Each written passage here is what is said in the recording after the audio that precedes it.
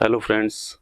आज की क्लास में अपन संविधान सभा की समितियों के बारे में पढ़ेंगे तथा इसके साथ ही ये भी देखेंगे कि 15 अगस्त 1947 को जब हमारा देश आज़ाद हो गया था तो उसके बाद संविधान सभा की भूमिका में क्या-क्या बदलाव जो है वो आए थे। और इसके साथ ही संविधान सभा ने कुछ महत्वपूर्ण निर्णय भी लिए थे जो कि संविधान बनाने के अलावा थे, तो हम उसके बारे में भी देखेंगे। और इसके साथ ही हम देखेंगे कि राजस्थान से संविधान सभा में सदस्य कौन-कौन गए थे। तो सबसे पहले अपन देखते हैं संविधान सभा की समितियां, कमिटीज ऑफ कॉन्स्टिट्यूएंट असेंबली। कोई भी संस्था हो या कोई भी निकाय हो, वो अपने कार्यों को बेहतर तरीके से करने के लिए कार्य विभाजन के सिद्धांत को मानता है। और कार्य विभाजन का सिद्धांत ये कहता है कि जब आपके पास बहुत सारे काम होते हैं तो उन कार्यों को विभिन्न लोगों के बीच में बांट देने चाहिए ताकि वो कार्य निपुणता के साथ भी किए जा सके और कम समय में ज्यादा से ज्यादा कार्य जो है वो किया जा सके। तो इसलिए संविधान सभा में जैसा कि हमने देखा था कल कि टोटल 389 सदस्य होने का प्रावधान था। तो 389 मेंबर्स जो है वो एक साथ बैठ के हर काम करे तो ये थोड़ा सुविधाजनक नहीं रहता था। और इसलिए जो है संविधान सभा ने अपने कार्यों को बांटने के लिए अनेक समितियां बनाई थी। तो वो महत्वपूर्ण समितियां कौन-कौन सी थी? तो सबसे पहले हम देखें कि संघीय संविधान समिति, यूनियन कॉन्स्टिट्यूशन कमेटी बनाई गई थी एक, कि संघ का संविधान कैसा होना चाहिए, यानी कि केंद्र का संविधान कैसा होना चाहिए। जैसे कि संघ के संविधान में अपन देखेंगे राष्ट्रपति है, उपराष्ट्रपति है, लोकसभा, राज्यसभा, सुप्रीम कोर्ट। तो ये संघ की जो शासन प्रणाली है उसका उसके पास जो है वो किस तरह से काम करेगा, ये संघीय संविधान किस तरह का होना चाहिए, तो इसका थोड़ा सा एक रूपरेखा बनाने के लिए पंडित जवाहरलाल नेहरू की अध्यक्षता में ये कमेटी जो है वो बनाई गई थी। तो पहली कमेटी हम देख रहे हैं संघीय संविधान समिति और इसके अध्यक्ष थे जवाहरलाल नेहरू। उसके बाद दूसरी कमेटी थी संघीय शक्ति समिति। क्योंकि भारत जो है एक फेडरल स्टेट बनने वाला था, यहाँ पे दोहरी शासन व्यवस्था जो है अपनाई जाने वाली थी। ड्यूल गवर्नमेंट का सिस्टम जो है वो अपनाया जाने वाला था। केंद्र की सरकार अलग होनी थी और राज्यों की सरकारें अलग होनी थी। केंद्र का विधानमंडल लेजिस्लेचर अलग होना था और स्टेट्स का लेजिस्लेचर अलग होना था। तो इसलिए चूंकि दोहरी सरकारें होनी थी, केंद्र की अलग और राज्यों की अलग, तो इसलिए दोनों सरकारों के बीच शक्तियों का बंटवारा करना था। तो जैसे कि भारत सरकार अधिनियम 1935, गवर्नमेंट ऑफ इंडिया एक्ट 1935 में भी केंद्र, राज्य और के बीच में शक्तियों का विभाजन किया गया था और एक समवर्ती सूची और रखी गई थी। तो इसी तरह से यह कमेटी बनाई गई थी कि यूनियन पावर्स कमेटी, यानी कि यूनियन के पास, केंद्र के पास, संसद और केंद्र की जो सरकार है उसके पास कौन कौन से पावर रहने चाहिए, ये कमेटी बनाई गई थी और इसके अध्यक्ष भी थे पंडित जवाहरलाल नेहरू। और इसके बाद अगली जो समिति थी भारतीय राज्यों के लिए समिति, कमेटी फॉर इंडियन स्टेट्स। भारतीय राज्यों से यहाँ मतलब है प्रिंसली स्टेट्स, रियासतें। रियासतों के साथ संवाद करना और रियासतों को भारत में शामिल करने के लिए ये कमेटी जो है वो बनाई गई थी। इसके अध्यक्ष भी पंडित जवाहरलाल नेहरू थे। ये एक अलग बात है कि कमेटी फॉर इंडियन स्टेट्स जो है इसके अध्यक्ष पंडित जवाहरलाल नेहरू थे, रियासतों के कमेटी के अध्यक्ष ये थे, लेकिन वास्तव में सही मायने में जो है वो काम सरदार पटेल ने किया था। रियासतों के साथ जो भी कम्युनिकेशन किया था और उनके साथ जो भी समझौते किए थे और उनको भारतीय संघ में मिलाने के लिए राजी किया था, तो वो सरदार पटेल ने किया था। पर इस कमेटी के अध्यक्ष जो है वो पंडित जवाहरलाल नेहरू है। और चूंकि पटेल ने ही रियासतों के साथ संवाद किया था, समझौते किए थे, इसलिए कई बार कई जगह पे जो है इस कमेटी का अध्यक्ष के रूप में सरदार वल्लभ भाई पटेल का उल्लेख भी जो है आता है। तो इस तरह से हम एक बार रिवाइज करें कि 3 समितियों के अध्यक्ष पंडित जवाहरलाल नेहरू ही थे, तीनों के। संघ का संविधान कैसा होना चाहिए, संघ के पास शक्तियां कौन कौन सी होनी चाहिए, संघ का मतलब केंद्र, केंद्र का संविधान कैसा होना चाहिए, केंद्र के पास शक्तियां कौन सी होनी चाहिए, और रियासतों के साथ जो है वो वार्ता करने के लिए जो कमेटी थी, ये 3 कमेटी के अध्यक्ष थे पंडित जवाहरलाल नेहरू। इसी तरह से प्रांतीय संविधान समिति, प्रोविंशियल कॉन्स्टिट्यूशन कमेटी, जिस तरह से केंद्र का संविधान होना था वैसा का वैसा प्रांतों का भी संविधान बनना था। तो प्रांत जो है उस समय मूल जो संविधान था उसमें 4 प्रकार के प्रांतों का प्रोविजन था, ए, बी, सी और डी श्रेणी के जो है वो राज्य। और 1956 में उन 4 तरह के राज्यों को समाप्त कर दिया गया और 2 ही कैटेगरी रखी गई, राज्य और यूनियन टेरिटरी। तो पहले 4 तरह के प्रांत थे और सब 4 तरह के प्रांतों में शासन व्यवस्था अलग अलग तरह की होती थी। जैसे कि पहले राजस्थान 20 श्रेणी का राज्य था, तो यहाँ पे राज्यपाल का पद नहीं होता था बल्कि राज प्रमुख का पद जो है वो होता था। तो इस तरह से विभिन्न प्रांतों में शासन व्यवस्था कैसी होनी चाहिए, उनका कॉन्स्टिट्यूशन किस तरह का होना चाहिए, ये कमेटी जो है प्रांतीय संविधान समिति या प्रोविंशियल कॉन्स्टिट्यूशन कमेटी, इसके अध्यक्ष सरदार वल्लभ भाई पटेल थे। इसके बाद जो है एक एडवाइजरी कमेटी और बनी थी, एक सलाहकारी कमेटी जो है वो और बनी थी, जिसको ये 4 तरह के कार्य जो है वो दिए गए थे। एक तो मौलिक अधिकार, फंडामेंटल राइट्स के बारे में सलाह देनी, सुझाव देने, माइनॉरिटीज के हितों को प्रोटेक्ट करने के लिए क्या विशेष प्रोविजंस जो है वो कॉन्स्टिट्यूशन में किए जाने चाहिए माइनॉरिटीज के, और इसके साथ ही जनजातीय क्षेत्र और बाह्य व आंशिक बाह्य क्षेत्र जो है उनके डेवलपमेंट के लिए क्या विशेष प्रोविजंस जो है वो किए जाने चाहिए।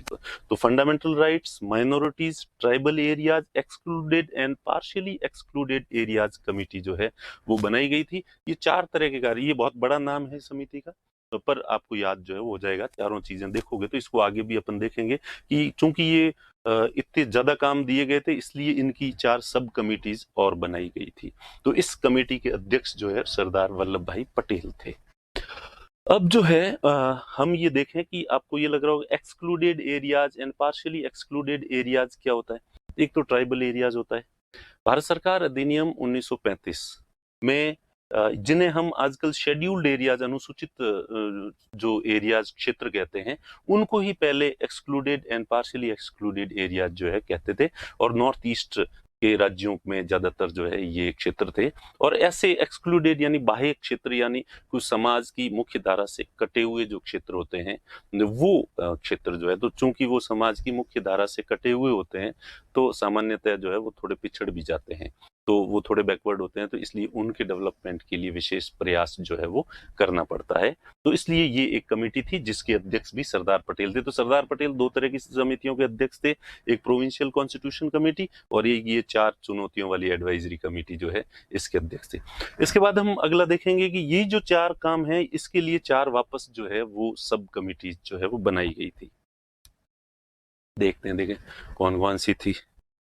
तो सबसे पहली है फंडामेंटल राइट्स के लिए एक उप समिति बनाई गई थी, मूल अधिकारों के लिए। मूल अधिकारों के लिए जो उप समिति थी इसके अध्यक्ष थे जेपी कृपलानी। जेपी कृपलानी का नाम तो आपको पता ही होगा। वैसे 1947 को जब देश आजाद हुआ था तो उस समय कांग्रेस के अध्यक्ष कौन है, ये एक सामान्य प्रश्न है जो आपके कॉम्पिटिटिव एग्जाम्स में पहले आया करता था। आजकल तो ये इतना घिसा पिटा हो गया है कि आना बंद हो गया। तो कुल मिला के जेबी कृपलानी जो है वो मूल अधिकारों की जो फंडामेंटल राइट्स की सब कमेटी थी इसके अध्यक्ष थे। इसके बाद माइनॉरिटीज के लिए एक और उप समिति बनाई गई थी, माइनॉरिटीज। इसके अध्यक्ष थे एच.सी. मुखर्जी। एच.सी. मुखर्जी का जिक्र अपने पहले भी किया था।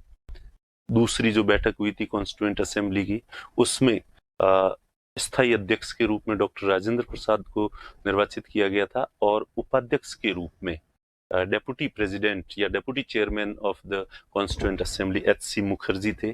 तो इनको अल्पसंख्यकों की, माइनॉरिटीज की जो सब कमेटी थी उसका अध्यक्ष बनाया गया था। अब ये मुखर्जी थे और इनको माइनॉरिटीज की जो उप समिति थी उसके अध्यक्ष क्यों बनाए? माइनॉरिटीज की जो कमेटी हो उसमें तो माइनॉरिटी का ही कोई मेंबर हो तो ठीक रहता है। तो ये माइनॉरिटी से ही थे, ये क्रिश्चियन थे। नाम इनका एच.सी. मुखर्जी है लेकिन ये थे क्रिश्चियन, इसलिए इनको जो है तो अल्पसंख्यकों की जो उप समिति है उसका अध्यक्ष इन्हें बनाया गया था। अनुसूचित व जनजातीय क्षेत्र की उप समिति, scheduled and tribal areas, Assam राज्य के अंतर्गत जो आता था, या नॉर्थ ईस्ट फ्रंटियर जो क्षेत्र थे वहां के जो जनजातीय ट्राइबल एरियाज थे उनके डेवलपमेंट के लिए जो है वो क्या प्रोविजंस किए जाने चाहिए, इसके लिए उप समिति बनी थी जिसके अध्यक्ष थे गोपीनाथ बारदोलोई।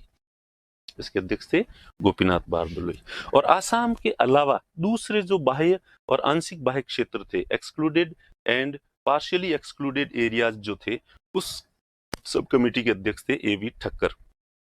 तो ये एक ही जो एडवाइजरी कमेटी थी, उस एडवाइजरी कमेटी के 4 उप समितियां बनाई गई थी, जिसमें एक फंडामेंटल राइट्स वाली कमेटी के अध्यक्ष जेबी कृपलानी थे, माइनॉरिटीज के लिए जो कमेटी थी उससे एचसी मुखर्जी थे इसके अध्यक्ष, और असम और नॉर्थ ईस्ट के जो नॉर्थ ईस्ट फ्रंटियर जो क्षेत्र था उसकी जो ट्राइबल एरियाज थे उस कमेटी के अध्यक्ष गोपीनाथ बारदोलोई थे, और बाकी के शेष असम के अलावा जो excluded and partially excluded areas जो थे उनके अध्यक्ष जो है वो एवी ठक्कर थे।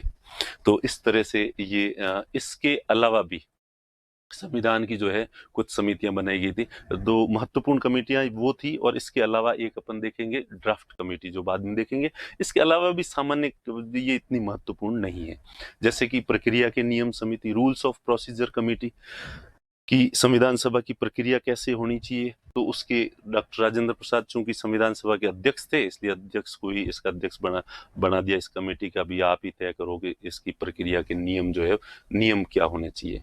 संविधान सभा के कार्य, committee on the functions of constituent assembly, संविधान सभा क्या क्या कार्य कर सकती है ये तय करने वाली जो कमेटी थी, इसके अध्यक्ष थे जीवी मावलंकर। जीवी मावलंकर जिनको हम आगे देखेंगे कि संविधान सभा जो है ये विधानमंडल का काम भी करती थी, और जब वो विधानमंडल यानी लेजिस्लेचर यानी अभी हमारी जो संसद है जिस तरह से, तो उस तरह से काम भी करती थी संविधान सभा। तो जिस समय संसद के रूप में काम करती थी तो उसकी अध्यक्षता जीवी मावलंकर करते थे, ये स्पीकर थे उस समय की हमारी जो पार्लियामेंट थी या जो लेजिस्लेचर था उसके स्पीकर थे जीवी मावलंकर। तो इसीलिए फंक्शनिंग के बारे में जो है इनको अध्यक्ष जो है वो बनाया गया था।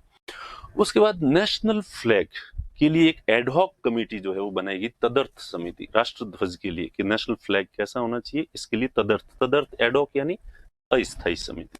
अस्थायी समिति, इसके अध्यक्ष जो है डॉक्टर राजेंद्र प्रसाद को जो है वो बनाया गया था। ठीक है। उसके बाद जो है संविधान सभा के ड्राफ्ट की जांच करने के लिए अपन आगे देखेंगे, ड्राफ्ट कमेटी ने ड्राफ्ट बनाया था, और उस ड्राफ्ट की जांच करने के लिए जो है एक special committee to examine the draft of constitution, Krishna Swami Ayyar इसके अध्यक्ष थे। तो एक बार वापस देखें प्रक्रिया कैसी होनी चाहिए। ठीक है, इसके नियम बनाने थे, प्रक्रिया के नियम, डॉक्टर राजेंद्र प्रसाद।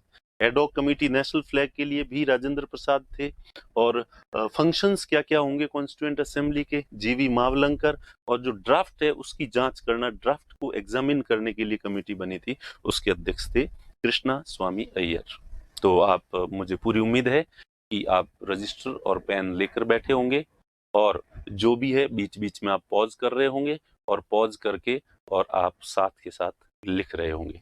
वैसे हम पीडीएफ फाइल जो है वो साथ में देंगे, पूरे नोट्स जो है वो होंगे उसके अंदर, लेकिन फिर भी हाथ से लिखी हुई बात की बराबरी जो है पीडीएफ नहीं कर सकती, और आप एनी टाइम जो है वो मोबाइल में देख देख के नहीं पढ़ सकते। तो अपने हाथ से जरूर इन चीज़ों को जो है खुद लिखें, एक डिसिप्लिन्ड स्टूडेंट की तरह जो है वो पढ़ें इसको। तो इसके बाद जो है अब अपन देखते हैं ड्राफ्ट कमेटी, प्रारूप समिति।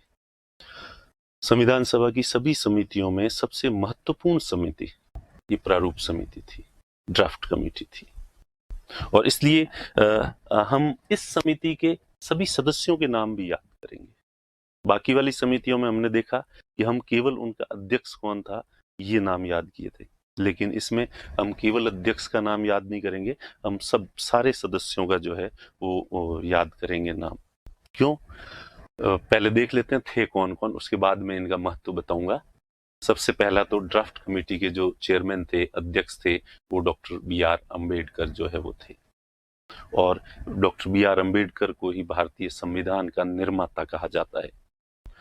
अब कई लोग जो है आप जैसे फेसबुक के उपदेशक जो होते हैं जिनको ज्ञान पूरा नहीं होता है, तो हिंदी की वो कहावत है कि अधजल गगरी छलकत जाए, तो अधूरी गगरियां छलकती है। और सामान्यतः मैंने ऐसे सोशल मीडिया पे देखे हैं कि संविधान सभा के अध्यक्ष डॉक्टर राजेंद्र प्रसाद थे, तो इसलिए जो है संविधान बनाने का श्रेय डॉक्टर राजेंद्र प्रसाद को मिलना चाहिए, जबकि डॉक्टर बी.आर. अम्बेडकर को किस बात का श्रेय दिया जाता है? वो तो केवल, बहुत सारी समितियां थी, वैसी की वैसी एक प्रारूप समिति थी, और वो प्रारूप समिति के अध्यक्ष थे। तो इसलिए उनका इतना ही महत्व होना चाहिए। या तो अगर क्रेडिट देना है तो पूरी संविधान सभा को दो, और या संविधान सभा को नहीं देते और जैसे हर युद्ध में विजय का क्रेडिट सेनापति को मिलता है वैसे देना है, तो संविधान सभा के अध्यक्ष डॉक्टर राजेंद्र प्रसाद थे, तो इस सेना के सेनापति तो वो थे, उन्हें दिया जाना चाहिए। ऐसी बातें वो लोग करते हैं जिन्हें पूरा ज्ञान नहीं है। सही बात यह है कि ये ड्राफ्ट कमेटी ही थी जिसने संविधान बनाया था, ड्राफ्ट तैयार किया था पूरा संविधान। संविधान सभा ने उस ड्राफ्ट के को ही पढ़ के उसमें कुछ छोटे मोटे संशोधन करके और उसे पारित किया था। वैसे ही है जैसे कि आप क्वेश्चन पेपर को सॉल्व करें, आंसर आप लिख के लेके आए और मैं आपकी कॉपी को चेक करूं और उसमें कुछ संशोधन करूं कि ये सही नहीं है, ये सही है, ये लिखा जाना चाहिए, ये नहीं लिखा जाना चाहिए। अब वो आंसर लिखने का श्रेय किसे दिया जाना चाहिए? आपको दिया जाना चाहिए या मुझे दिया जाना चाहिए? स्वाभाविक सी बात है, आपको ही दिया जाना चाहिए।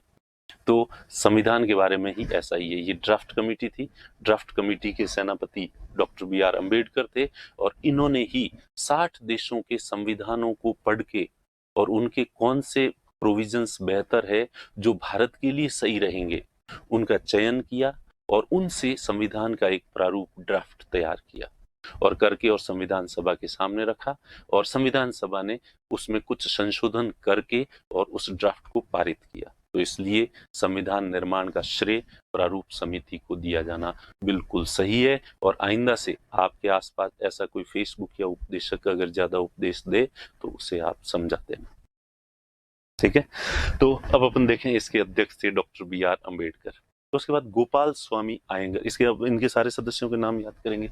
गोपाल स्वामी आयंगर, तो गोपाल स्वामी आयंगर जो है ये तमिलनाडु से थे, मूल रूप से ये तमिलनाडु से बिलोंग करते थे और ये जम्मू कश्मीर के में जो है वो पहले प्रधानमंत्री रह चुके थे और बाद में भी जम्मू कश्मीर के मामलों में इनकी भूमिका बहुत ज्यादा महत्वपूर्ण जो है वो रही थी और फिर ये कुछ समय के लिए रेल मंत्री भी बने थे।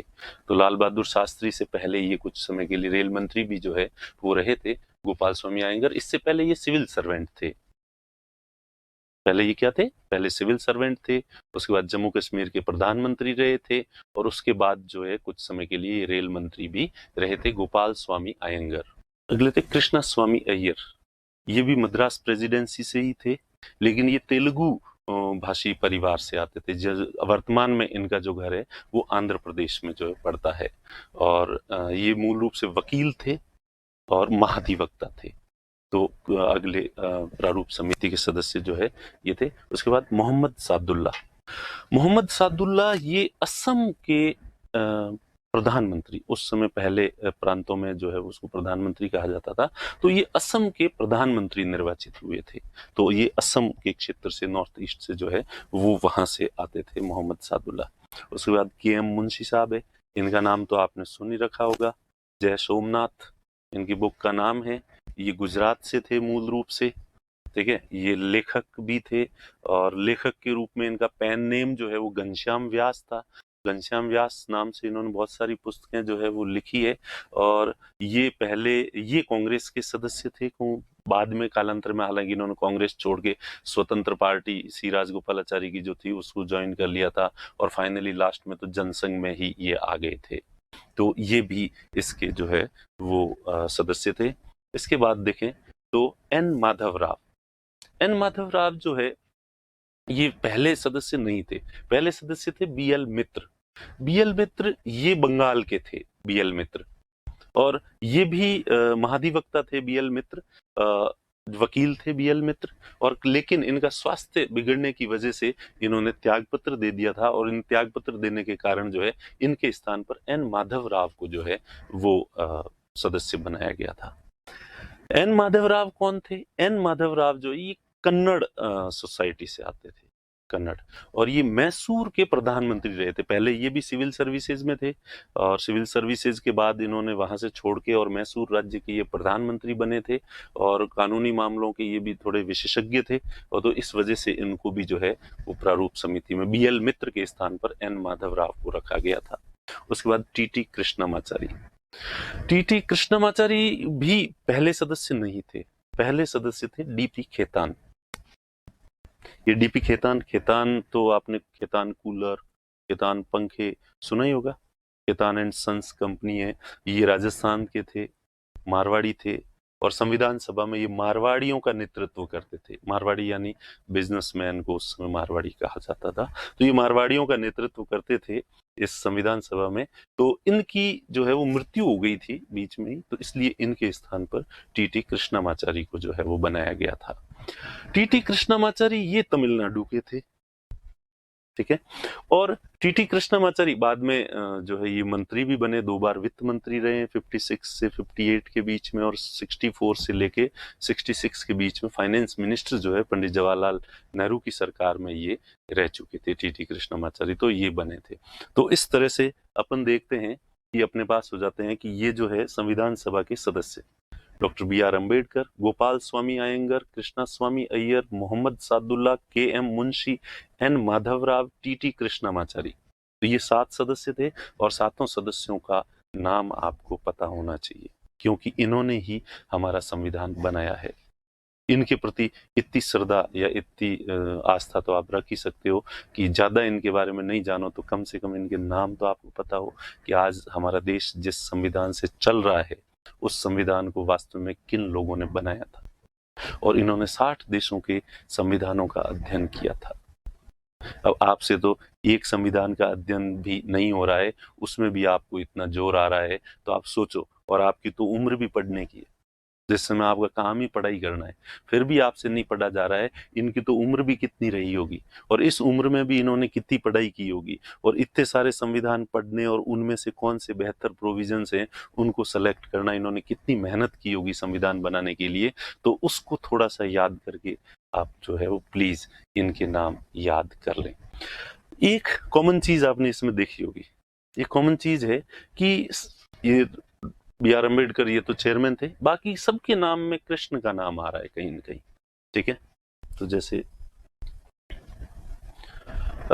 गोपाल स्वामी अयंगर नाम आ गया, कृष्णा स्वामी अय्यर। अब ये मोहम्मद सादुल्ला, कृष्ण कृष्ण का नाम वो मुस्लिम्स नाराज नहीं हो, इसलिए मुस्लिम्स के लिए भी एक मोहम्मद साहब को भी जो है वो रख लिया। ये के.एम. मुंशी, के.एम. की फुल फॉर्म, के.एम. मुंशी की फुल फॉर्म होती है कन्हैया लाल माणिक्य लाल मुंशी, तो ये कन्हैया कृष्ण भगवान का नाम आ गया। एन. माधव, ये माधव जो है, ये माधव भी कृष्ण को ही कहते हैं। और टी.टी. कृष्णमाचारी, तो ये नाम याद करने में आपको सहूलियत रहेगी कि सबके नाम में कृष्ण का नाम है। अब इन 2 के नाम में, बी.एल. मित्र और डी.पी. खेतान के नाम में था नहीं, तो इसलिए इसको तो इनको तो बीमार कर दिया, इन्होंने पहले ही त्याग पत्र दे दिया। डी.पी. खेतान को कहा कि भाई देख ले, तेरे नाम में भी कृष्ण का नाम नहीं आ रहा है, इसलिए तू प्रारूप समिति में नहीं रह सकता। लेकिन डी.पी. खेतान ने त्याग पत्र नहीं दिया, तो कृष्ण भगवान ने कहा कि तू ये नहीं छोड़ेगा प्रारूप समिति, तो मैं तुझे दुनिया ही छुड़ा दूंगा। इसलिए उनकी मृत्यु हो गई, और सबके नाम में कृष्ण का नाम आ रहा है, और एक मोहम्मद सादुल्ला है। तो ये थी प्रारूप समिति जिसने भारतीय संविधान का निर्माण किया था। अब प्रारूप समिति ने, जैसा कि मैंने आपको बताया, लगभग 60 देशों के संविधानों का अध्ययन किया, और अध्ययन करके उनके जो सबसे बेहतरीन प्रोविजंस थे उनको लेके और भारत का संविधान का प्रारूप बनाया। हमने देखा था कि पहला जो ड्राफ्ट था वो बी.एन. राव, जो संविधान सभा के संवैधानिक सलाहकार थे, उन्होंने पहली आउटलाइन दी थी। उसके बाद जो मुख्य ड्राफ्ट है वो ड्राफ्ट कमेटी ने बनाया था, और इसके लिए उन्होंने करीब 60 देशों के संविधानों का अध्ययन जो है वो किया था। उसके बाद ड्राफ्ट कमेटी ने जो ड्राफ्ट बनाया, बना के और संविधान सभा के सामने रखा। संविधान सभा के सामने रखा तो संविधान सभा ने 3 रीडिंग्स में उसे पारित किया। तब ये प्रथम पठन, द्वितीय पठन, तृतीय पठन, फर्स्ट रीडिंग, सेकंड रीडिंग और थर्ड रीडिंग जो है 3। अब ये 3 रीडिंग क्यों है? क्योंकि हमारे जो संसद, ब्रिटेन की जो संसदीय प्रणाली है, उसमें जो विधि बनाने की जो प्रक्रिया है, वैसी की वैसी जो है वर्तमान में हमने भी विधि बनाने की वही प्रक्रिया ली है। और अब भी संसद में कोई भी कानून बनता है तो वो इसी तरह से फर्स्ट रीडिंग, सेकंड रीडिंग और थर्ड रीडिंग, 3 रीडिंग में जो है वो सब कानून बनता है। जैसे कोई भी कानून बनाना हो, किसी भी तरह का कानून बनाना हो, तो सबसे पहले जो है वो मंत्री उस कानून का जो है फर्स्ट रीडिंग जो होती है उसमें उसका प्रारूप जो है जो भी ड्राफ्ट का एक प्रारूप तैयार करता है और वो सदन के अंदर रखता है और उसके बारे में सामान्य परिचय देता है कि इसमें हमने ये प्रोविजंस किए हैं। उसके बाद संसद कहती है कि लोकसभा या राज्यसभा जिसमें भी रखते हैं वो कहते हैं चलो ठीक है आराम से देखेंगे कभी। उसके बाद जब सेकेंड रीडिंग जो होती है उस समय उसके ऊपर विस्तार से लोकसभा या राज्यसभा जिसमें भी वो पेश किया जाता है विस्तार से उस पर चर्चा करती है, एक एक पॉइंट को पढ़ती है और उसमें अगर कोई संशोधन करना है तो वो संशोधन कर देती है और उसको टुकड़ों में बांट के और एक एक टुकड़े को सबको पारित कर देती है। और जो थर्ड रीडिंग होती है उसमें वापस जो भी टुकड़ों में पारित किया उसको कंपाइल करके और फिर थोड़ी दिन उस पर चर्चा करके उसे पारित करते हैं। तो ये संविधान बनाने की एक प्रक्रिया जो हमारे वर्तमान में भी हमारे विधानसभा में और संसद में इसका प्रयोग जो है किया जाता है, फर्स्ट रीडिंग, सेकंड रीडिंग और थर्ड रीडिंग में। तो हमारा जो संविधान है वो भी इसी तरह से संविधान सभा ने पारित किया। पहली रीडिंग जो है 4 नवंबर 1948 से लेके 9 नवंबर, ये केवल 5-6 दिन की जो है वो चर्चा थी। 6 दिन के अंदर जो पहली रीडिंग में क्या होता है, नॉर्मली डॉक्टर प्रारूप समिति ने ड्राफ्ट जो है वो पेश किया और पेश करके डॉक्टर बी.आर. अंबेडकर ने इस समय में संविधान का इंट्रोडक्शन दिया कि भाई हमने इस संविधान में कौन कौन सी विशेषताएं रखी है और वो विशेषताएं किस लिए रखी है। तो उसका एक सामान्य इंट्रोडक्शन जो है फर्स्ट रीडिंग में दिया जाता है, तो वो प्रथम पठन में वो दिया गया 4 नवंबर से 9 नवंबर। उसके बाद जो है इस पर विस्तार से चर्चा करने के लिए सेकेंड रीडिंग रखी गई जो कि 15 नवंबर 1948 15 नवंबर 1948 से 17 अक्टूबर 1949, ये एक साल अगला नवंबर से अगले साल के अक्टूबर तक लगभग 11 महीने तक सेकंड रीडिंग चली थी। अब मैंने जैसा कि बताया कि सेकंड रीडिंग में विस्तार से कोई भी बिल होता है उसको विस्तार से खंडों में बांट के एक एक खंड पर चर्चा की जाती है और एक एक खंड को पारित किया जाता है। तो संविधान को भी 22 खंडों में बांटा गया था और एक एक खंड पर एक एक आर्टिकल पर डिटेल में चर्चा की गई और उसमें कौन सा शब्द होना चाहिए और कौन सा शब्द नहीं होना चाहिए, इस तरह से संविधान सभा ने एक एक आर्टिकल को जो है वो पारित किया था और प्रत्येक खंड को पारित किया। तो सेकेंड रीडिंग में जो है ये इतना सारा काम जो है किया, इसलिए इसमें 11 महीने लग गए। अब 22 खंडों को पूरा 395 आर्टिकल सबको जो है संविधान सभा ने जो है वो पास कर दिया था और जब पूरा पास हो गया अब वापस सब खंडों को मिला के और एक के रूप में 14 नवंबर 1949 को जो है वो थर्ड रीडिंग रखी गई। 14 नवंबर से 26 नवंबर 1949 तक जो है, तो ये करीब 12-13 दिन का था। ये रीडिंग हुई थी, 13 दिन तक चली थी और 26 नवंबर को संविधान को पारित कर दिया। समझ आ गया? पहली रीडिंग में सामान्य परिचय दिया गया था, दूसरी रीडिंग में एक एक खंड को जो विस्तार से संशोधन सारे जो है सेकंड रीडिंग में ही होते हैं, जो कुछ भी होता है सेकंड रीडिंग में ही होता है। 11 महीने लगे थे और थर्ड रीडिंग में तो वापस उस संविधान को पेश किया, संविधान सभा ने वापस एक बार संविधान के बारे में अपने भाषण दिए 12-13 दिन तक और उसके बाद 26 नवंबर को जो है संविधान को पारित कर दिया। इसके बाद 26 नवंबर 1949 को संविधान सभा ने संविधान को पारित कर दिया। On 26 of November 1949 constituent assembly passed the Indian constitution, पारित कर दिया।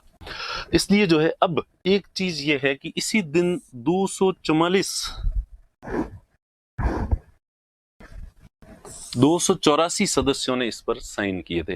अब ये थोड़ा कॉन्ट्राडिक्टरी है। बहुत सारी बुक्स में जो है ये लिखा जाता है कि इसी दिन जो है 284 मेंबर्स ने इस पर हस्ताक्षर किए थे संविधान पर, और कई जगह लिखा होता है कि 24 जनवरी को 1950 को जो है वो 284 सदस्यों ने इस पर हस्ताक्षर किए थे। तो कई जगह ये लिखा होता है लक्ष्मीकांत में 284 सदस्य इस दिन लिखा होता है, 26 नवंबर लिखा होता है 1949, और कई जगह जो है ये है। तो ये आप थोड़ा और रिसर्च कर लेना इसके बारे में।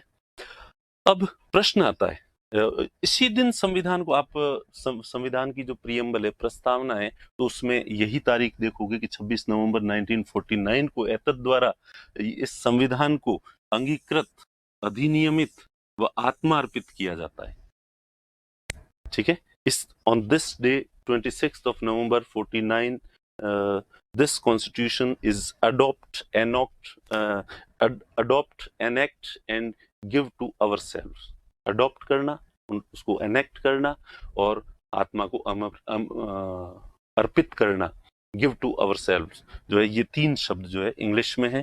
कॉन्स्टिट्यूएंट असेंबली ने कॉन्स्टिट्यूशन को अडॉप्ट किया, इसे एनेक्ट किया और गिव टू देमसेल्व्स, यानी कि ये भारतीय जनता, ये प्रियम्बल पढ़ेंगे तो उसके बारे में। तो प्रश्न आता है, भारतीय संविधान को संविधान सभा ने कब पारित किया? 26 नवंबर को। लागू कब हुआ? 26 जनवरी 1950 को। लेकिन सब अंगीकृत कब किया, अधिनियमित कब किया या आत्मार्पित कब किया? तो ये तीन शब्द अगर पूछे जाते हैं। और चौथा है कि पारित कब किया। पारित करना, अंगीकृत, अधिनियमित व आत्मार्पित जो है ये शब्द सारे जो है 26 नवंबर है, और केम इन फोर्स, लागू होना, वो 26 जनवरी 1950 को जो है। लेकिन 15 आर्टिकल जो थे वो 26 नवंबर 1949 को ही लागू हो गए थे। कितने आर्टिकल? 15 आर्टिकल्स। तो वो देखते हैं अपन, वो 15 आर्टिकल कौन से थे। 15 अनुच्छेद 26 नवंबर को ही लागू कर दिए। ये थोड़े जरूरी थे, इनके लिए 2 महीने तक रुका नहीं जा सकता था, इसलिए इन अनुच्छेदों को पहले ही लागू कर दिए गए थे। ठीक है, ये अनुच्छेद ऐसे क्या थे, क्यों इनको लागू करना पड़ा था? तो सबसे पहला तो आर्टिकल जो है 5, 6, 7, 8 और 9, ये सिटीजनशिप से रिलेटेड इसमें प्रोविजन है। क्रम से हैं, सीधे सीधे याद रह जाए, 5, 6, 7, 8 और 9 सिटीजनशिप से संबंधित इसमें प्रोविजन है। देश का बंटवारा हो गया था, भारत और पाकिस्तान बन गए थे, शरणार्थियों की समस्या बढ़ी हुई थी, लोग भारत छोड़ के पाकिस्तान जा रहे थे, पाकिस्तान से कुछ लोग छोड़ के भारत आ रहे थे। तो उस समय, और फिर अब नई सरकार को अपने काम करने थे, सुविधाएं देनी थी, नागरिकों का विशेष ध्यान रखना था। तो इसके लिए ये नहीं है कि हम 26 जनवरी के बाद तय करेंगे कौन नागरिक है और कौन नहीं है, तब तक जो है हम कुछ नहीं करेंगे, ऐसा नहीं किया जा सकता था। इस वजह से नागरिकता के जो प्रोविजंस थे वो उसी समय लागू कर दिए गए थे, ताकि नागरिकों, जो शरणार्थियों से या नागरिकों से रिलेटेड जो भी समस्याएं थी, चुनौतियां थी, उनका सामना किया जा सके। उसके बाद राष्ट्रपति का चुनाव पहले करना था, जैसे कि आगे चल के अपन देखेंगे कि 2 दिन पहले ही कर दिया था, 24 जनवरी 1950 को ही प्रेसिडेंट का इलेक्शन कर दिया था। तो राष्ट्रपति का चुनाव होगा, तो राष्ट्रपति कब बनेगा? बनने के लिए शपथ तो लेनी पड़ेगी उसे, इसलिए राष्ट्रपति का जो शपथ वाला आर्टिकल है 60, वो भी पहले ही लागू कर दिया गया था। फिर तीसरा है 324 निर्वाचन आयोग, इलेक्शन कमीशन। तो निर्वाचन आयोग जो है, इसको भी पहले सक्रिय करना जरूरी था, क्योंकि भारत जितने बड़े देश में, जहां पे इंफ्रास्ट्रक्चर नहीं है, संचार के साधन नहीं है, इससे पहले जो है वो आम चुनावों की परिपाटी नहीं है, वहां पे इतने बड़े देश में चुनाव करवाना और उस चुनाव की तैयारियां करना, ये बहुत बड़ी चुनौती थी। और ये भी बाद के समकालीन हिस्ट्री में आप पढ़ोगे तो कैसी कैसी समस्याएं उस समय में चुनाव में फिर भी आई थी। सबसे बड़ी समस्या तो थी कि मतदाता सूची कैसे तैयार करें। गांव में सभी लोगों के नाम सबको पता नहीं होते थे, पुरुषों के नाम तो फिर भी पता होते, लेकिन महिलाओं के नाम पता नहीं होते थे। इसलिए कि महिलाओं के नाम की जगह उस समय लिखा जाता था कि रमेश की पत्नी, रमेश की बींदनी, इस तरह से लिखा जाता था। और पूछे भी किसको? घर वालों को ही, पति को, ससुर को तो पता होता नहीं था। हस्बैंड से पूछो कि बता रमेश तेरी पत्नी का नाम क्या है, तो वो भी हंसते हैं, क्योंकि उसमें शर्म महसूस होती थी बताने में। तो मतदाता सूची बनाने में भी इतनी बड़ी समस्या थी। तो आप देखो कि लोग दूर दराज की ढाणियों में बैठे हैं और वहां से उनके वोट करवाने, न तो गाड़ियां थी, इसलिए बैलगाड़ी और ऊंट गाड़ी के अंदर ऊपर जो है बैलेट पेपर बॉक्स जो है वो ले जाए जाते थे। और कितने भले लोग रहे होंगे कि फिर भी जो है शांतिपूर्ण तरीके से उस समय के चुनाव संपादित हो गए। और आज इतना लाभ लश्कर होता है, इतने संसाधन होते हैं, इतनी निगरानी रखी जाती है, फिर भी बूथ कैप्चरिंग की जो घटनाएं हैं वो सामान्य है। इसका मतलब उस समय के लोग थोड़े तो नैतिक थे और बाड़मेर जैसलमेर की जैसे दूर दराज की ढाणियां हैं, वहां पे भी एक आदमी को जो है अपने मताधिकार को जो है वो उसको प्रोवाइड करवाया गया था। तो ये काम बहुत मुश्किल था, तो उसकी तैयारियों को भी 2 महीने तक टाला नहीं जा सकता था, इसलिए इलेक्शन कमीशन वाला जो आर्टिकल था इसको भी उस समय पहले लागू कर दिया गया था। उसके बाद आर्टिकल 366 एंड 367, इसमें जो है ये जो आर्टिकल्स थे इनमें भी कई सारी जो चीजें हैं वो लिंक थी, इसमें परिभाषाएं दी गई थी। एंग्लो इंडियन कौन होगा तो वो इसमें परिभाषित जो है वो किया गया है। तो कॉन्स्टिट्यूशन में जो भी ऐसे शब्द थे उन शब्दों को परिभाषित किया गया है कि उसको क्या मतलब निकाला जाएगा। और निर्वचन, तो ये तो है डेफिनेशंस, और निर्वचन का मतलब है एक्सप्लेनेशन, कि उसमें भी कोई टेक्निकल टर्म आ रही है तो उसका मीनिंग जो है वो क्या होगा। तो जो टेक्निकल टर्म्स थी कॉन्स्टिट्यूशन में उनको डिफाइन किया गया था और उनको एक्सप्लेन किया गया था आर्टिकल 366 और 367 में। और उसके बाद ये टेम्परेरी प्रोविजंस थे जो तात्कालिक स्थितियों के लिए बनाए गए थे, और अब ये सारे हटा भी दिए गए हैं, अब कॉन्स्टिट्यूशन में ये है ही नहीं, तो इसलिए इनमें क्या थे ये इतना महत्वपूर्ण नहीं है इनको जानना। उसके बाद आर्टिकल 393 में ये संक्षिप्त नाम जो संक्षिप्त है, एब्रीविएशन, तो वो जो है इसमें दिया गया। जैसे स्प्रिंग बोर्ड एकेडमी को अपन कहें SBA, तो इसी तरह से कॉन्स्टिट्यूशन में किसको क्या संक्षिप्त नाम से अपन जो है वो पुकार सकते हैं, ये चीज जो है वो दी गई थी। और उसके बाद आर्टिकल 394, अब ये अपन अगर काउंट करें 1 2 3 4 5 6 7 8 9 10 11 12 13 14 और ये 15 तो यहाँ आके पूरे हो गए। अपन ने कहा कि 15 अनुच्छेद जो है वो उस दिन लागू हुए थे, लेकिन ये 15 अनुच्छेद तो पूरे हो गए यहीं पे। फिर ये 39, इसलिए आजकल कुछ लोग ये कहते हैं कि 26 नवंबर 1949 को 15 नहीं 16 आर्टिकल जो है वो लागू हुए थे। और ज्यादातर बुक्स आप देखोगे तो उसमें आपको 15 आर्टिकल दिन मिलेंगे। तो ये कॉन्ट्रडिक्शन क्यों है? ये इसलिए है कि आर्टिकल 394 में केवल ये बात लिखी हुई है, इसमें और कुछ है ही नहीं। 394 में इसमें ये लिखा गया है कि ये 15 आर्टिकल 26 नवंबर 1949 से लागू होंगे, ये सेंटेंस लिखा हुआ है। इसलिए हम माने कि अब ये लागू नहीं होगा तो ये कैसे लागू होंगे, इसलिए कुछ लोग मानते हैं। इसलिए अब ये थोड़ा कॉन्ट्रडिक्टरी ही है। आपको क्या मानना है? एग्जामिनर 15 मानता है या 16 मानता है, आपका किस्मत है। क्योंकि 16वां आर्टिकल में ये लिखा हुआ है कि 15 आर्टिकल इस तारीख से लागू होंगे, इसके अलावा इसमें कोई नई चीज है नहीं। तो इसलिए कुछ मानते हैं कि इसमें और क्या था, इसकी वजह से और स्पेशल तो कुछ हुआ नहीं, कोई नई चीज का प्रोविजन होता ना, जैसे कोई निर्वाचन आयोग या ऐसा कुछ होता, वो तो है नहीं। इसमें तो यही तो सूचना दी गई है कि ये तब से लागू हो गई, इसलिए इसको मानना है या नहीं मानना है ये आप पे डिपेंड करता है। तो ये आर्टिकल्स जो है वो 26 नवंबर को ही लागू हो गए थे, और उसके बाद शेष जो हमारा रिमेनिंग कॉन्स्टिट्यूशन है वो 26 जनवरी 1950 को जो है वो लागू हुआ था। शेष संविधान 26 जनवरी 1950 को लागू हुआ था। अब बाकी के संविधान 2 महीने इंतजार क्यों किया? क्यों नहीं उसी समय 26 नवंबर को ही लागू कर देते? इसके पीछे भी वैसे तो आपको पता ही होगा कि 1929 में लाहौर अधिवेशन हुआ था कांग्रेस का, और उसमें पंडित जवाहरलाल नेहरू ने पूर्ण स्वराज की मांग कर दी थी, और पूर्ण स्वराज का प्रस्ताव पारित कर दिया था कि हमें कंप्लीट फ्रीडम जो है वो चाहिए, टोटल इंडिपेंडेंस जो है वो चाहिए। पूर्ण स्वराज का प्रस्ताव पारित कर दिया था, और पूर्ण स्वराज का प्रस्ताव पारित करने के साथ ही इसी सम्मेलन में ये घोषणा की गई थी कि आगे से हम हर साल 26 जनवरी को स्वाधीनता दिवस मनाएंगे, स्वतंत्रता दिवस मनाएंगे।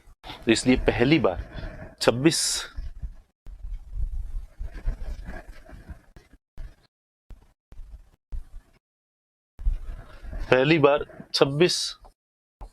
जनवरी को, हर साल 26 जनवरी को जो है स्वाधीनता दिवस मनाएंगे। 29 का लाहौर अधिवेशन हुआ था, तो 1930 में पहली बार 26 जनवरी 1930 को पहली बार स्वतंत्रता दिवस या स्वाधीनता दिवस मनाया था, और 1930 से हर साल जो है 26 जनवरी को स्वतंत्रता दिवस मनाते थे। और पहले ही हमने घोषणा कर दी अमेरिका से को देख के, क्योंकि अमेरिका ने जो है वो 1776 में 4 जुलाई को अपने आप को आज़ाद घोषित कर दिया था और उन्होंने कहा कि ब्रिटेन भले ही हमें आज़ाद करे या नहीं करे, हम तो अपने आप को आज़ाद मानते हैं। और उन्होंने हर साल 4 जुलाई को जो है वो स्वतंत्रता दिवस, इंडिपेंडेंस डे मनाना शुरू कर दिया।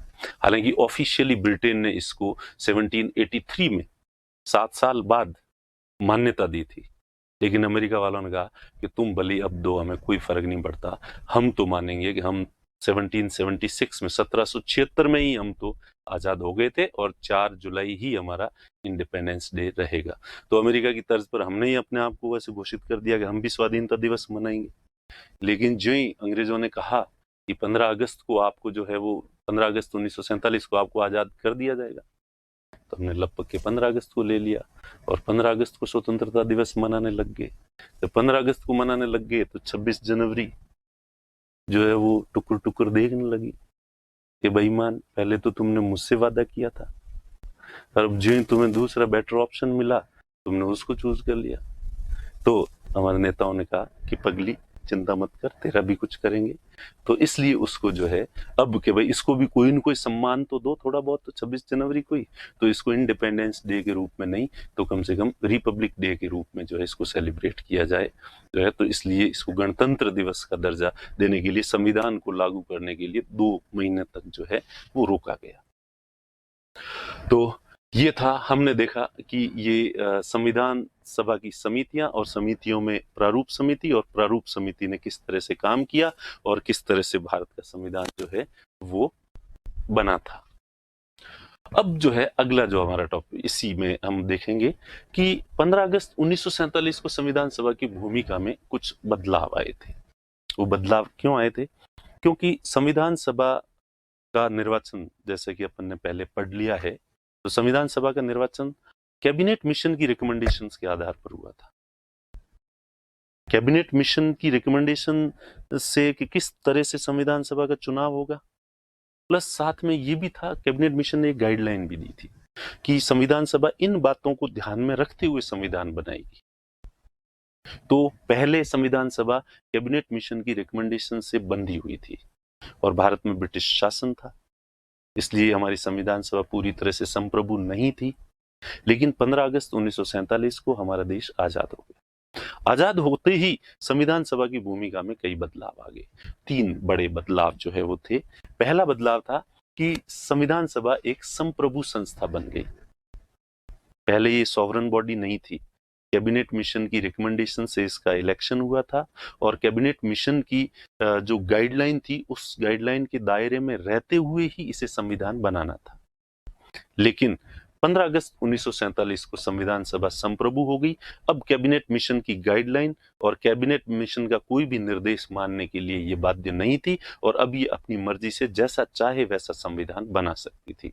तो संविधान सभा की भूमिका में पहला कि पहले ये सॉवरन बॉडी नहीं थी, संप्रभु संस्था नहीं थी, बाद में ये सॉवरन बॉडी जो है वो बन गई थी, संप्रभु हो गई थी। दूसरा था दोहरी भूमिका। अब भारत को आजाद किया गया था ब्रिटेन के द्वारा, तो उसके लिए ब्रिटिश पार्लियामेंट ने एक एक्ट पास किया था, इंडियन इंडिपेंडेंस एक्ट 1947, भारतीय स्वतंत्रता अधिनियम 1947। और उस भारतीय स्वतंत्रता अधिनियम में कई बातें लिखी हुई थी।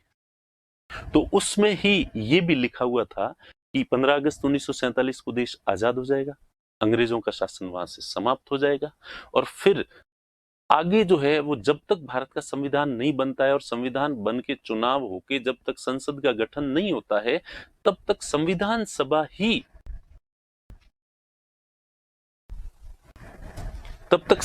सभा ही विधायिका का काम करेगी।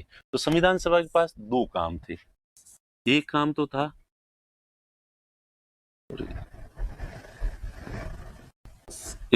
था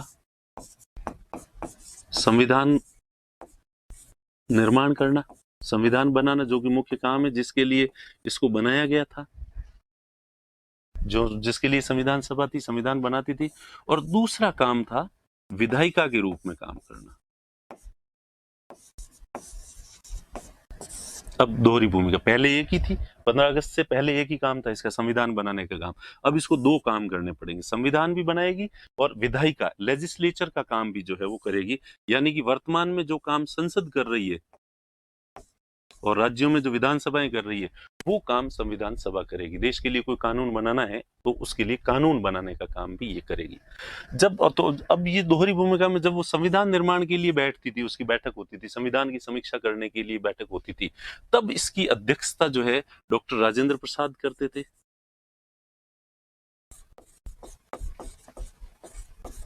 और जब ये संसद के रूप में बैठती थी, तब इसकी अध्यक्षता जीवी मावलंकर करते थे।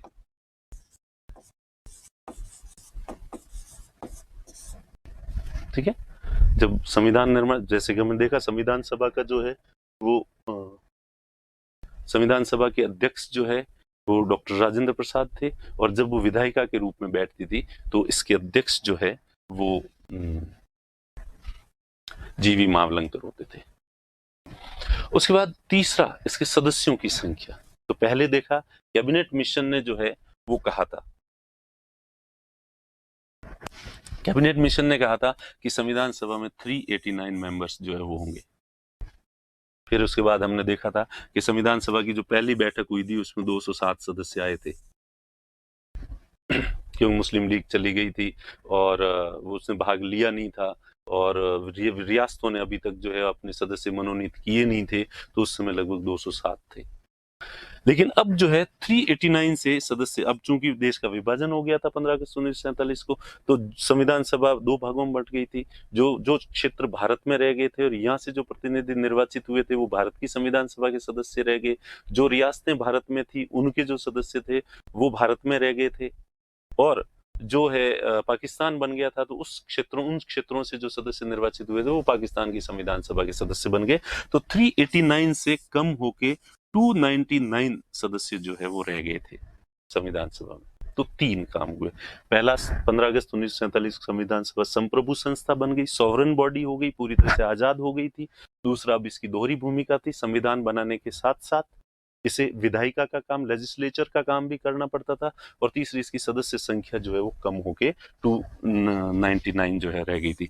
299 में भी 229 जो है वो ब्रिटिश भारत से थे, और रियासतों के 70 सदस्य जो है वो मनोनीत किए गए थे। 229 ब्रिटिश इंडिया से और 70 सदस्य जो है वो रियासतों से थे। तो इस तरह से ये था 15 अगस्त 1947 को संविधान सभा की भूमिका में क्या बदलाव आया। अब अपन अगला देखेंगे कि संविधान सभा के महत्वपूर्ण निर्णय, कुछ इंपॉर्टेंट डिसीजंस जो संविधान बनाने का काम किया ही था, इसके साथ साथ कुछ और डिसीजंस भी लिए गए थे। जैसे कि राष्ट्रध्वज कैसा होना चाहिए, क्या भारत को कॉमनवेल्थ का सदस्य रहना चाहिए या नहीं रहना चाहिए, राष्ट्रगान क्या होना चाहिए, राष्ट्रगीत क्या होना चाहिए। तो ये डिसीजन भी संविधान सभा ने पहले ले लिए थे। तो 22 जुलाई 1947 को राष्ट्रध्वज को, जो ये तिरंगा जो है, इसको राष्ट्रध्वज की मान्यता दे दी गई थी कि यही हमारा जो है वो नेशनल फ्लैग जो है वो रहेगा। 22 जुलाई 1947 को। अभी 22 जुलाई 1947 को जो है को क्यों दिया गया इतना आनन फानन में, तो आपको पता हो कि इंडियन इंडिपेंडेंस जो बिल है वो 4 जुलाई को ब्रिटिश पार्लियामेंट में पेश हुआ था 1947, और 18 जुलाई को ब्रिटेन के सम्राट ने इस पर अपने साइन कर दिए थे। और ब्रिटेन का जो क्राउन था उसने साइन जो ही किए, तो ये बिल जो है वो एक्ट बन गया और ये परफेक्ट हो गया। और इसमें ये प्रोविजन था कि 15 अगस्त को 1947 को भारत आजाद हो जाएगा। 15 अगस्त 1947 को भारत आजाद हो जाएगा। 15 अगस्त को होगा और ये 18 जुलाई को पता चला। 18 जुलाई को पता चला तो 15 अगस्त तो आने वाला है, एक महीना भी पूरा नहीं है। तो इसलिए संविधान सभा, अब 15 अगस्त जिस दिन देश आजाद होगा तो सबसे पहले राष्ट्र ध्वज तो कम से कम कोई फहराएं, तो उसको सेलिब्रेट तो करें। तो इसलिए ये थोड़ी जल्दी थी, इसलिए 18 जुलाई को जो है वो ब्रिटिश क्राउन ने उस पर साइन किए थे। 4 दिन बाद ही कांग्रेस ने बैठक बुला के और नेशनल फ्लैग को जो है वो मान्यता दे दी। उसके बाद दूसरा महत्वपूर्ण निर्णय था 13 मई 1949 को राष्ट्रमंडल की सदस्यता को मान्यता दे दी। अब प्रश्न होता है कि ये राष्ट्रमंडल कॉमनवेल्थ की सदस्यता को जो है वो मान्यता दे दी। राष्ट्रमंडल क्या है? 1926 में, वैसे तो राष्ट्रमंडल के गठन के 3 स्टेज चरण माने जाते हैं, लेकिन पहली बार जो है 1926 में राष्ट्रमंडल का गठन किया गया था। और ब्रिटेन की बहुत सारी कॉलोनीज थी, बहुत सारे देशों में ब्रिटेन का शासन था, तो इसलिए ब्रिटेन ने अपनी जितनी भी कॉलोनीज थी उन सब के बीच में कोऑर्डिनेशन स्थापित करने के लिए एक संगठन बनाया था। तो ब्रिटेन की जो कॉलोनीज थी, या ये कहें कि ब्रिटेन के जो गुलाम देश थे, उनका एक संगठन 1926 में जो है वो बनाया गया था। और 1930 से आपके कॉमनवेल्थ गेम्स भी जो है वो शुरू कर दिए गए थे, 30 या 31 में। ठीक है, तो ये राष्ट्रमंडल जो है वो ब्रिटेन के गुलामों का एक देश, एक संगठन जो है वो था। अब जब चूंकि हम आजाद हो गए, तो संविधान सभा के समक्ष ये प्रश्न था कि हम आजाद हो गए हैं, तो क्या अब भी हमें कॉमनवेल्थ का मेंबर रहना चाहिए या नहीं रहना चाहिए? और हमारी संविधान सभा ने निर्णय लिया कि हम कॉमनवेल्थ के सदस्य रहेंगे। आज भी इस मुद्दे पर डिबेट है कि क्या भारत को राष्ट्रमंडल का सदस्य रहना चाहिए या नहीं रहना चाहिए। तो कई लोग हैं जो आज भी इसका विरोध करते हैं। तो आपको ये होमवर्क है कि आप अभी इसका आंसर लिखना कि क्या भारत को राष्ट्रमंडल का सदस्य रहना चाहिए या नहीं रहना चाहिए। मैं अलग से एक वीडियो बना के और उसमें इस आंसर को बाद में समझाऊंगा, लेकिन मैं चाहता हूं कि इससे पहले आप एक कोशिश करें, आप खुद साथ में, आपको पूरी तरह से हम पे डिपेंड नहीं रहना है, थोड़ा सेल्फ डिपेंडेंट भी रहना है आपको, इसलिए कुछ चीजें आपको खुद को करनी है। तो बीच बीच में हम इस तरह से आपको जो है होमवर्क देते रहेंगे और आप उनको करना है। हालांकि बाद में हम उसको समझा देंगे और फिर आप अपना मूल्यांकन कर लें कि आपने सही किया है या नहीं किया है। तो अगले लेक्चर में मैं समझाऊंगा कि राष्ट्रमंडल में रहने के फायदे क्या हैं और राष्ट्रमंडल में रहने के नुकसान क्या है, प्रोस एंड कॉन्स दोनों, और कंक्लूजन क्या होना चाहिए। वर्तमान में भी हमारी सरकार या हमारा देश अब भी राष्ट्रमंडल का सदस्य है, तो स्वाभाविक है कि आपका निर्णय सरकार के निर्णय के समान होना चाहिए। आपका निर्णय सरकार के विरुद्ध नहीं होना चाहिए, क्योंकि जिसका हिस्सा आप बनना चाहते हो, आपकी सोच उनके जैसी ही होनी चाहिए। तो संविधान सभा ने फैसला किया कि हम राष्ट्रमंडल के सदस्य रहेंगे, क्योंकि उस समय हमें बहुत सारी मदद की, सहायता की जरूरत थी, ब्रिटेन की सहायता की। उसके बाद 24 जनवरी 1950 को राष्ट्रगान, नेशनल एंथम और राष्ट्रगीत को मान्यता दे दी गई। आपको जैसे कि पता ही है, राष्ट्रगान जनगण मन अधिनायक और राष्ट्रगीत जो है वो वंदे मातरम, इन दोनों को ही जो है वो मान्यता दे दी। अब यहाँ पे राष्ट्रगान और राष्ट्रगीत में क्या फर्क होता है? तो नेशनल एंथम जो है इसका विशिष्ट स्थान होता है, इसको एक ये फिक्स होता है एक देश का, इसके गाने का तरीका फिक्स होता है, गाने का टाइमिंग फिक्स होता है, इसकी जो धुन है वो फिक्स होती है, इसके वर्जन्स नहीं हो सकते, और इसके कुछ प्रोटोकॉल्स होते हैं कि ये जब भी चलेगा आपको खड़ा रहना पड़ेगा। ठीक है, फिर इंटरनेशनल जो भी सेमिनार्स होंगे और वहां पे हमारे राष्ट्र का ध्वज है, और वहां पे अगर हमारे राष्ट्र की कोई धुन बजाई जाएगी तो हमारा नेशनल एंथम जो है वो मनाया जाएगा। गवर्नमेंट के जितने भी फंक्शंस होंगे उसमें ये रखा जाएगा, इसका प्रावधान होगा। और हमारे फंडामेंटल ड्यूटीज में भी राष्ट्रगान का उल्लेख किया गया है। राष्ट्रगीत तो वैसे ही जैसे राष्ट्रीय पक्षी होता है, राष्ट्रीय पशु होता है, राष्ट्रीय वृक्ष होता है, राष्ट्रीय फूल होता है, उसी तरह से जो लोकप्रिय गीत हैं उन्हीं में से एक गीत होता है जिसे हम राष्ट्रगीत कहते हैं, नेशनल सॉन्ग कहते हैं। इसको जरूरी नहीं कि एक ही तरह से गाया जाए। वंदे मातरम है तो ये 3 प्रकार से गाया जाता है, और सब लोग अलग अलग राग में भी इसको गाते हैं, कोई फास्ट भी गाता है, कोई स्लो भी गाता है, कैसे भी गाता है। तो वो एक इसमें जो बेसिक फर्क है, तो इसकी जो अहमियत है वो ज्यादा होती है, ये मानना पड़ेगा, ये थोड़ा कंपल्सरी टाइप जो है वो होता है। ठीक है, तो इन दोनों को जो है उस समय मान्यता दे दी गई थी।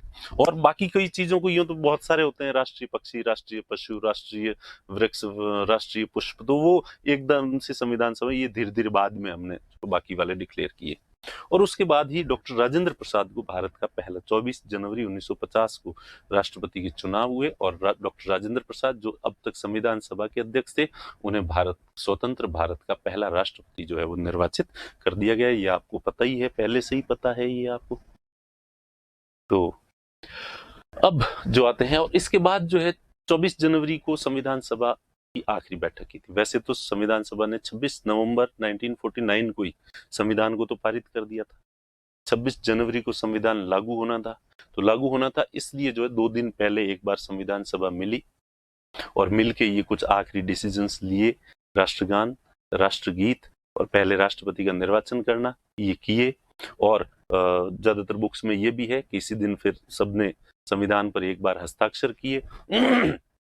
तो उस समय 299 सभी सदस्य उपस्थित नहीं थे, 284 सदस्य 284 मेंबर्स जो है प्रेजेंट थे। तो आज भी भारतीय संविधान में 284 सदस्यों का के नाम का उल्लेख किया गया है। ठीक है, 15 सदस्य उस दिन जो है वो नहीं थे, उपस्थित नहीं थे, तो उन्होंने हस्ताक्षर भी किए। और उसके बाद ये आखिरी बैठक थी और इसके बाद संविधान सभा ने अपने आप को डिसॉल्व कर दिया।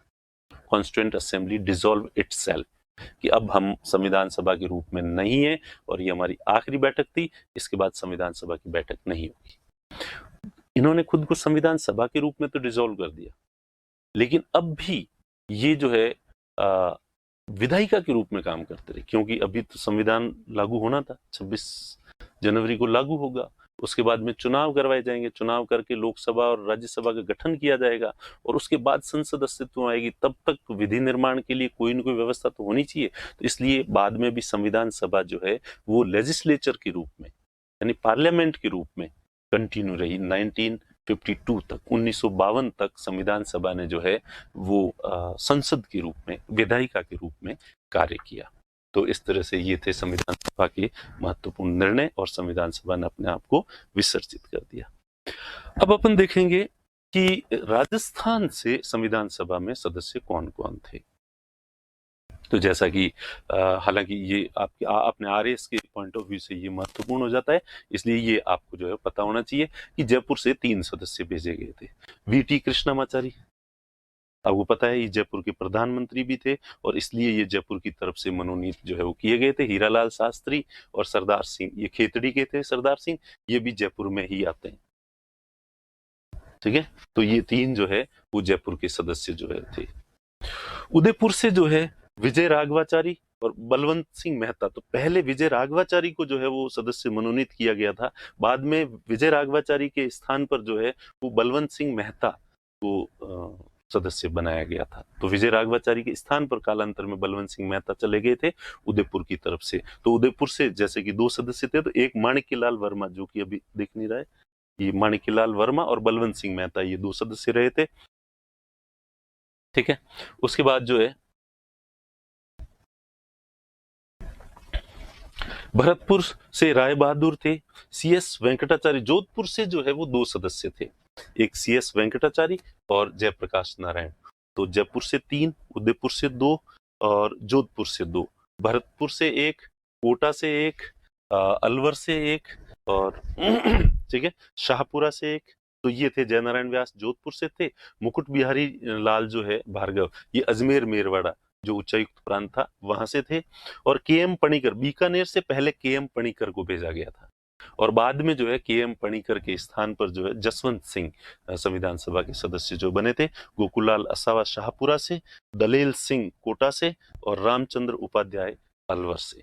तो ये कुल जो है वो 13 सदस्य जो है वो संविधान सभा में राजस्थान की तरफ से है। तो इसलिए कई बुक्स में आपको 12 मिलेंगे, कई जगह 13 मिलेंगे और कई जगह 14 भी मान लेते हैं, क्योंकि डीपी खेतान वैसे तो मुंबई से जो है वो जी विजित हुए थे, लेकिन वो भी थे तो मारवाड़ी राजस्थान के ही मूल के थे, तो कई लोग उनको भी जो है वो शामिल कर लेते हैं।